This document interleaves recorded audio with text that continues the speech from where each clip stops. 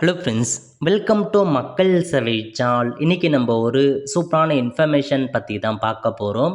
அதாவது இந்தியா மற்றும் தமிழகத்தில் ஆகஸ்ட் 1 முதல் பல்வேறு புதிய மாற்றங்கள் அமலுக்கு வருது. என்னமான மாற்றங்கள் அமலுக்கு வருது, இதை பற்றின மொத்த இன்ஃபர்மேஷன் தான் இந்த வீடியோ வந்து பார்க்க போகிறோம். இந்த வீடியோ ஸ்கிப் பண்ணாமல் ஃபுல்லாக பாருங்கள். அது மட்டும் அல்ல, இந்த வீடியோ நிறைய பேருக்கு ஷேர் பண்ணுங்க. ஓகே, அதாவது எவ்ரி மந்த் 1ஆம் தேதி ஆச்சு அப்படின்னா ஒரு சில புதிய மாற்றங்கள் அமலுக்கு வரும். அந்த வகையில் ஆகஸ்ட் 1 முதல் ஒரு சில புதிய மாற்றத்தை கொண்டு வந்திருக்காங்க பாருங்க. அதாவது முதல்ல என்ன அப்டேட் அப்படின்னா, வணிக சிலிண்டர் விலை இருக்க பாருங்க, அதில் மாற்றத்தை கொண்டு வந்திருக்காங்க. சென்னையில் வணிக பயன்பாட்டுக்கான சிலிண்டர் விலை ரூபாய் 34.50 குறைந்து ரூபாய் 1789க்கு விற்பனை செய்து அப்படின்றத சொல்லியிருக்காங்க. கமர்ஷியல் சிலிண்டர் இருக்கு பாருங்க, அதை வந்து 34 ரூபாய் வந்து குறைச்சிருக்காங்க. குறைச்சி 1789 ரூபா விற்பனை செய்கிறாங்க. வீட்டு உபயோக சிலிண்டர் இருக்கு பாருங்க, அதில் 868 ரூபாய், எந்தவித மாற்றமும் இல்லை, அதே தொடருது அப்படின்றத சொல்லியிருக்காங்க. ஸோ சிலிண்டர் விலையில் மாற்றத்தை கொண்டு வந்திருக்காங்க. ஓகே, அடுத்த கட்டமாக யூபி, அதாவது நீங்கள் ஃபோன்பே, ஜிபே போன்ற யூபிஐ செயலி பயன்படுத்துகிறீங்க அப்படின்னா உங்களுக்கு பல்வேறு வகையான புதிய மாற்றங்கள் ஆகஸ்ட் 1 முதல் அமலுக்கு வருது. அதை பற்றி பார்க்கலாம். முதல்ல என்ன அப்படின்னா, user can check there account balance only 50 times per டே பேர் ஆப். அதாவது ஸோ உங்கள் ஆப் இருக்குது, ஜிபே, ஃபோன்பே ஏதாச்சும் ஒன்று இருந்தாலும் சரி, ஒரு நாளைக்கு 50 தடவை மட்டும்தான் உங்களுக்கான பேலன்ஸை வந்து செக் பண்ண முடியும் அப்படின்றத உங்களுக்கு சொல்லியிருக்காங்க. யூபிஐக்கான பேங்க் பேலன்ஸை ஒரு நாளைக்கு 50 முறை செக் பண்ணிக்கலாம். ரெண்டாவது update, only 3 attempts are allowed to check a pending transaction status with a 90-second gap between each அப்படின்னு சொல்லியிருக்காங்க. அதாவது நீங்கள் ஒரு டிரான்சாக்ஷன் பண்ணுறீங்க, அது வந்து பார்த்தீங்கன்னா பெண்டிங்லேயே இருக்குது அல்லது ஃபெயில், அதாவது பெண்டிங்லேயே இருக்குது, நீங்கள் செக் பண்ணிட்டே இருக்கீங்க பேமெண்ட் போச்சா இல்லையான்றத, அதை வந்து 90 செகண்டுக்கு கேப் விட்டு தான் நீங்கள் செக் பண்ண முடியும். இப்போ நீங்கள் ஒரு தடவை செக் பண்ணுறீங்க அப்படின்னா திரும்ப 90 செகண்ட் கழிச்சு தான் செக் பண்ண முடியும். அதேமாரி ஒன்லி 3 attempt, 3 தடவை மட்டும்தான் நீங்கள் செக் பண்ண முடியும் அப்படின்றத சொல்லியிருக்காங்க. மூணாவது விஷயம்னா, you can viewer list of linked bank account only 25 times per day. அதாவது உங்கள் யூபிஐயில் நீங்கள் எத்தனை அக்கௌண்ட்டை நீங்கள் லிங்க் பண்ணியிருந்தாலும் சரி, அதை வந்து ஒரு நாளைக்கு 25 டைம் வரைக்கும் நீங்கள் செக் பண்ணி பார்த்துக்கலாம் அப்படின்னு சொல்லியிருக்காங்க. ஸோ யூபிஐயில் பல்வேறு அக்கௌண்ட்டை நீங்கள் வந்து பார்த்தா லிங்க் பண்ணி வச்சுருப்பீங்க, அந்த மாதிரி ஸோ 25 டைம் வரைக்கும் நீங்கள் செக் பண்ணிக்கலாம் அப்படின்னு சொல்லியிருக்காங்க. அதுக்கப்புறம் user can raise up to 10 payment reversal request per month but only 5 for one centre. அதாவது நீங்கள் ஏதாச்சும் ஒரு நபருக்கு அமௌண்ட்டை வந்து மாற்றி அனுப்பிட்டீங்க, அதை நீங்கள் ரிவர்சல் ரெக்வஸ்ட் பண்ணுறீங்க அப்படின்னா ஸோ நீங்கள் வந்து மாதத்துக்கு 5 தடவை மட்டும்தான் பண்ண முடியும். அதேமாரி ஒரே நபருக்கு 5 தடவை மட்டும் செக் பண்ணிக்கலாம்னு சொல்லியிருக்காங்க. ஸோ பெர் மந்த்துக்கு 10 தடவை உங்களுக்கான ரெக்வஸ்ட்டை ரைஸ் பண்ணலாம் அப்படின்ற மாதிரி ஒரு அப்டேட்டை கொடுத்துருக்காங்க. அதுக்கப்புறம் autopay transaction will now one B processed at set time before 10 AM between 1 PM and 5 PM and after 9:30 PM. Okay, அதாவது ஆட்டோபே, ஒரு சில பேர் வந்து பார்த்தா ஏதாச்சும் ஆட்டோபே ஆப்ஷன்ஸ் கொடுத்துருப்பீங்க, எவ்ரி மந்த் இந்த தேதி ஆட்டோமேட்டிக்காக அது பேமெண்ட் ஆகணும் அப்படின்ற மாதிரி. அந்த ஆட்டோபே டிரான்சாக்ஷனில் இவன் லிமிட்டட் கொண்டு வந்துட்டாங்க. பீக் ஹவர்ஸில் உங்களால் வந்து ஆட்டோபே ஆகாது.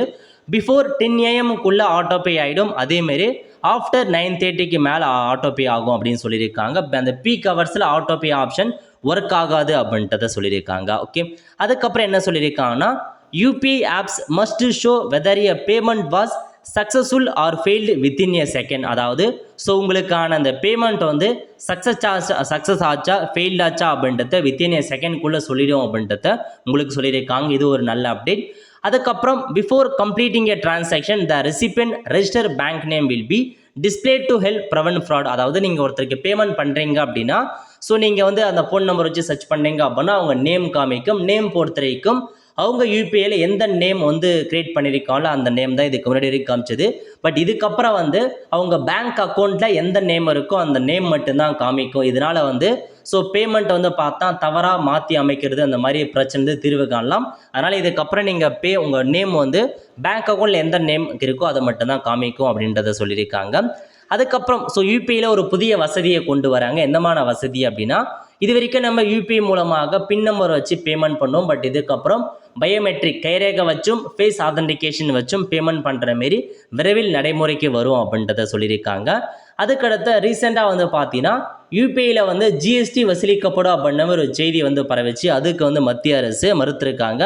ஸோ யூபிஐக்கு எந்த விதமான ஜிஎஸ்டியுமே நாங்கள் வசூல் செய்யலை அப்படின்றத சொல்லியிருக்காங்க. அதுக்கப்புறம் என்ன கொடுத்துருக்காங்க அப்படின்னா, நீங்கள் 12 மாதத்துக்கு மேலாக யூபிஐ வந்து பயன்படுத்தாது இருக்கீங்க அப்படின்னா உங்கள் யூபிஐ ஐடி தானாக டீஆக்டிவேட் ஆகும், அதுக்கப்புறம் பயன்படுத்த முடியாது அப்படின்னு சொல்லியிருக்காங்க. ஸோ ஒரு வருஷத்துக்கு ஒரு தடவையாச்சும் யூபிஐ ஐடி பயன்படுத்துங்க. பயன்படுத்தாமல் வரீங்க அப்படின்னா அந்த யூபிஐ ஐடி டீஆக்டிவேட் ஆகிடும். ஓகே, ஸோ இது எல்லாமே வந்து தெளிவாக பயன்படுத்துங்க. அப்படி நீங்கள் மீறீங்க, இந்த எல்லா ரூல்ஸுமே மீறீங்க அப்படின்னா ஐடி தற்காலிகமாக தடை செய்யப்படலாம் அப்படின்றதையும் சொல்லியிருக்காங்க. இதெல்லாம் தாங்க யூபிஐக்கான இன்ஃபர்மேஷன். கிட்டத்தட்ட ஒரு 9-10 புதிய இன்ஃபர்மேஷன்ஸ் கொடுத்துருக்காங்க. ஜிபே, ஃபோன்பே பயன்படுத்துகிறவங்க நிறைய பேருக்கு ஷேர் பண்ணுங்க இந்த வீடியோவை. ஓகே, அடுத்த கட்டமாக இந்த மாதத்தில் பேங்க் விடுமுறையை பற்றி கொடுத்துருக்காங்க. ஒவ்வொரு மாதமும் பேங்க்கான விடுமுறை பட்டியலை ரிலீஸ் பண்ணுவாங்க. அந்த வகையில் ஆகஸ்ட் மாதத்துக்கான வங்கி விடுமுறை பட்டியலில் வங்கிகளுக்கு மொத்தமாக 15 நாட்கள் விடுமுறை வந்து வருதுங்க. ஸோ பாதிக்கு பாதி லீவ் வருது. ஸோ இதெல்லாம் லீவ் நாட்கள் தெரிஞ்சுக்கிட்டு அதுக்கேற்ற மாதிரி பிளான் பண்ணி பேங்க் எப்போ ஒர்க்கிங் இருக்கோ அப்போ நீங்கள் போயிட்டு பேங்க்கில் ஏதாச்சும் ஒர்க் இருக்குன்னா நீங்கள் பண்ண பாருங்கள்.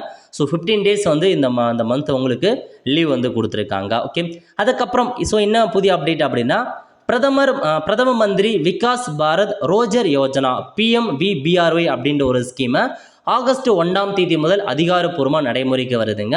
அதாவது அடுத்த 2 ஆண்டுகளில் 3.5 கோடி வேலைவாய்ப்புகளை உருவாக்கும் இலக்குடன் இந்த திட்டம் வேலை சந்தைக்கு ஒரு பெரிய ஊக்கத்தொகையை அளிக்கும் அப்படின்னு சொல்லியிருக்காங்க. ஊக்கத்தை அளிக்கும்னு சொல்லியிருக்காங்க. இந்த திட்டத்தின் கீழ் முதன்முறையாக சுமார் 1.92 கோடி இளைஞர்கள் பணியமர்த்தப்படுவார்கள்.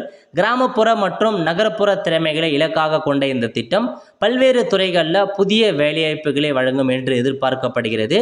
வேலைவாய்ப்பை தேடும் இளைஞர்கள் இந்த திட்டத்தை உன்னிப்பாக கண்காணிக்க வேண்டும், ஏனெனில் இது ஒரு நம்பிக்கைக்குரிய தொழில் பாதைக்கான கதவுகளை திறக்கும் அப்படின்னு சொல்லியிருக்காங்க. ஸோ பிரதான் மந்திரி விகாஸ் பாரத் ரோஜர் அப்படின்ற ஒரு ஸ்கீமை இன்று முதல் அமலுக்கு வருது. இது எதுக்குன்னா வேலைவாய்ப்புக்கான திட்டமாக மத்திய அரசு கொண்டு வராங்க. இதன் மூலமாக பல கோடி இளைஞருக்கு வேலை கிடைக்கும் அப்படின்ற மாதிரி சொல்கிறாங்க. ஸோ கண்டிப்பாக இந்த ஸ்கீம் பற்றி ஃபுல் இன்ஃபர்மேஷன் நம்ம சேனலில் வீடியோ போடும், அதை பார்த்து நீங்கள் தெரிஞ்சுக்கோங்க. ஓகே, அதுக்கடுத்து என்ன சொல்லியிருக்காங்கன்னா, பிரதான் மந்திரி கிசான் சம்மன் நிதி யோஜனா திட்டம் இருக்க பாருங்கள். அதுக்கான 20ஆவது தவணைக்கான அமௌண்ட்டை ஆகஸ்ட் 2 முதல் செலுத்துகிறாங்க. பேங்க் அக்கௌண்ட்டில் செக் பண்ணிக்கோங்க. அடுத்த கட்டமாக தமிழக அரசு சார்பில் நலம் காக்கும் ஸ்டாலின் அப்படின்ற ஒரு ஸ்கீமை வந்து பார்த்தா புதுசாக ஆகஸ்ட் 2 வந்து தொடங்கி வைக்கிறாங்க. இந்த ஸ்கீமுக்கான நோக்கம் என்ன அப்படின்னு பார்த்தீங்கன்னா, அதாவது உங்களுடைய ஃபுல் பாடியை நீங்கள் வந்து செக்அப் பண்ணிக்கலாம்.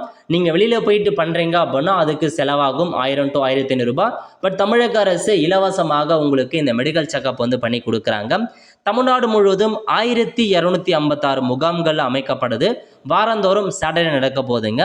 இந்த முகாம்களில் நீங்கள் பரிசோதனை செஞ்சதை SMS வாயிலாக பயனாளிக்கு தெரிவிச்சுருவாங்க. அந்த மெடிக்கல் ரிப்போர்ட்டை SMS வாயிலாக அனுப்பிடுவாங்க. என்ன மாதிரி டெஸ்ட் பண்ணுறாங்க அப்படின்னா, பிளட் டெஸ்ட் பண்ணுறாங்க, ECGக்கான டெஸ்ட்டு, எக்ஸ்ரே, USG, மார்பக புற்றுநோய் உள்ளிட்ட அனைத்து பரிசோதனை முடிவுகளையும் இதை நீங்கள் தெரிஞ்சுக்கலாம். ஒரே மெடிக்கல் செக்அப் பண்ணிக்கலாம்னு சொல்லியிருக்காங்க. இதுதான் உங்களுக்கு முழுக்க இலவசமாக பண்ணுறாங்க. ஸோ இந்த ஸ்கீம் பற்றி கண்டிப்பாக நம்ம சேனலில் போடும், அப்போ நீங்கள் ஃபுல்லாக தெரிஞ்சுக்கோங்க. ஓகே, அடுத்த கட்டமாக இந்தியாவுக்கு 25% வரி விதிக்கிறாங்க அமெரிக்கா. இது ஆகஸ்ட் 1 முதல் உங்களுக்கு அமலுக்கு வருதுங்க. இந்திய பொருட்களுக்கு 25% வரி விதிக்கப்படும் அப்படின்னு சொல்லியிருக்காங்க. நெக்ஸ்ட்டு இன்று முதல் சென்னை மெட்ரோ ரயில் நிறுவனம் தேசிய பொது போக்குவரத்து அட்டைக்கு இருக்கு பாருங்க. அதாவது தேசிய பொது போக்குவரத்து அட்டைக்கு முழுமையாக மாற்றம் பண்ணுறாங்க NCMS. இனி இந்த CMRL பயண அட்டையை பயன்படுத்த முடியாது, அதுக்கு பதிலாக NCMSக்கான அட்டைக்கு மாறுங்க அப்படின்னு சொல்லியிருக்காங்க. ஸோ இன்று முதல் அமலுக்கு வருது. நீங்கள் CMRL கார்டு வச்சுருக்கீங்க அப்படின்னா இதுக்கப்புறம் NCMCக்கான கார்டுக்கு மாறுங்க அப்படின்றத சொல்லியிருக்காங்க. ஓகே ஃப்ரெண்ட்ஸ், ஸோ இதுதான் உங்களுக்கான இன்ஃபர்மேஷன். ஸோ ஆகஸ்ட் 1 முதல் இந்த மாதிரி புதிய நடைமுறைகள் அமலுக்கு வருது. அதிகமாக யூபிஐயில் தான் கொண்டு வந்திருக்காங்க. ஸோ செக் பண்ணி பார்த்துக்கோங்க. நிறைய பேருக்கு இந்த வீடியோ ஷேர் பண்ணுங்கள், அவங்களுக்கும் கண்டிப்பாக இந்த வீடியோ ஹெல்ப்ஃபுல்லாக இருக்கும்.